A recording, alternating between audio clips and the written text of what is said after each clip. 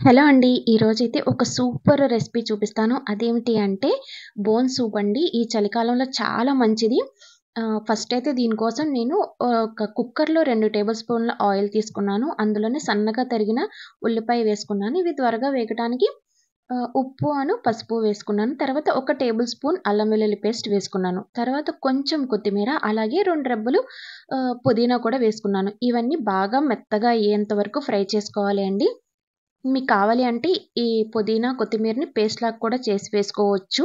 ఇవి బాగా వేగిన తర్వాత అంటే వీటిలో ఉన్న పచ్చి పోయిన తర్వాత అయితే నేను కొంచెం ఒక పించ్ దాల్చిన చెక్క పౌడర్ వేసుకున్నాను. బోన్ సూప్‌కి చాలా చాలా బావుంటుంది. అలాగే ధనియాల పౌడర్ అండ్ గరం మసాలా కొంచెము అలాగే పెప్పర్ పౌడర్ వేసుకున్నాను. ఇవన్నీ మనకి మంచి కమ్మని ఘాటునైతే ఇస్తాయండి. హెవీ ఘాటునివ్వవు మన గొంతుకి.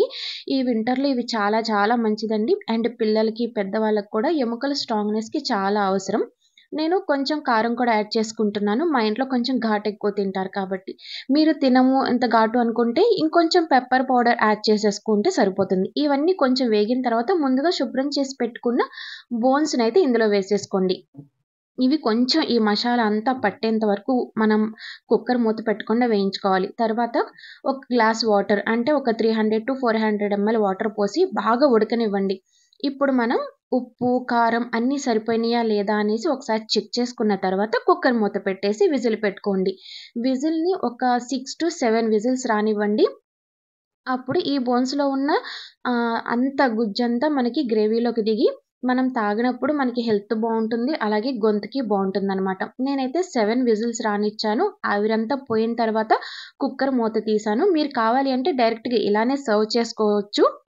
బట్ నేనైతే కొంచెం లిక్విడీగా ఉంటే ఇది చాలా బావుంటుంది. అందుకని మళ్ళీ నేనొక 400-500 ఎంఎల్ వరకు వాటర్‌ని యాడ్ చేసి, ఒక 15 మినిట్స్ సిమ్‌లో బాగా మరగనించాననమాట.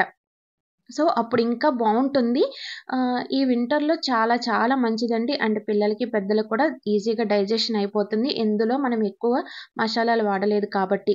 నేనొక 15 మినిట్స్ బాగా సిమ్‌లో మరగనించిన తర్వాత ఇంకా మేమైతే సర్వ్ చేసుకొని తాగేసామండి. మీరు కూడా ఒకసారి ఇలా ట్రై చేయండి. ఎముకలకి చాలా మంచిది. అండ్ వీడియో నచ్చితే తప్పకుండా లైక్ చేయండి. మీరెప్పుడైనా ఇలా చేసుకుని ఉంటే తప్పకుండా కామెంట్ సెక్షన్‌లో కామెంట్ చేయండి. Thanks for watching. See you in the next video. By.